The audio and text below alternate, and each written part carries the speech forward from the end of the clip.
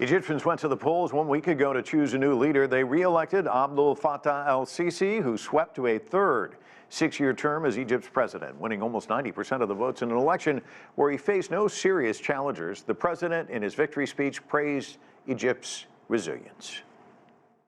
I am well aware of the extent of the challenges we have gone through and continue to face, much like my realization that the hero in confronting these challenges is the great Egyptian citizen who stood against terrorism and its violence, bore the burden of economic reform and its consequences, and faced crises with awareness, resilience, and wisdom. He also went on to say the conflict in Gaza remained a primary concern. Egypt has said it will not allow any cross-border exodus of Gazans. Now, he will face a tough economic outlook. Egypt has repealed a number of currency devaluations, losing 50% of its value in the past 9 months. Official figures show that poverty is also growing. Nearly 30% of the population lives below the poverty line, while growing debt and the rising cost of living is to blame. Prices of basic commodities have also skyrocketed, resulting in a black market for foreign currency and goods. To talk more about the election in Egypt's economic future, I'm joined by Mirette Mabrouk. She's the director of Egypt and Horn of Africa program at the Middle East Institute. Thank you so much for joining us. First, let's talk about him winning a third term. Give me your thoughts on that.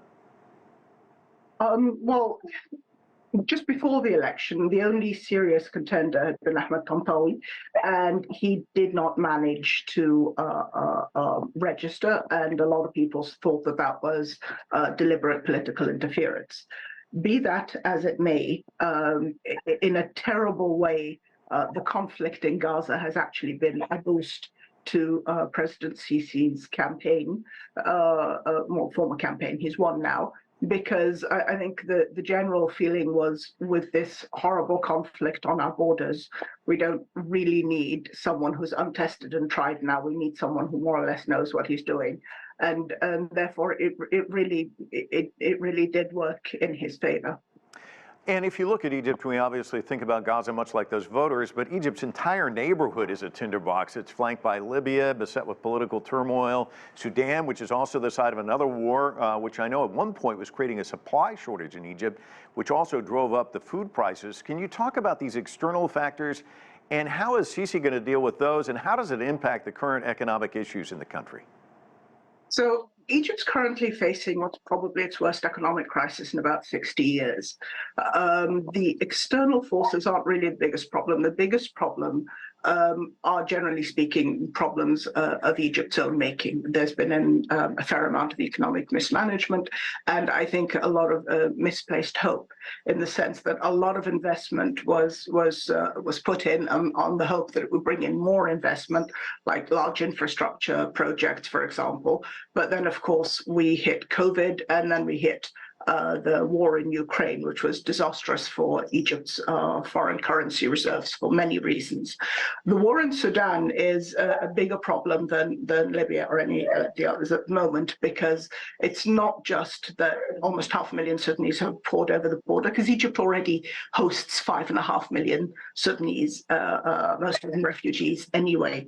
The problem is that Egypt worries about any conflict crossing the border.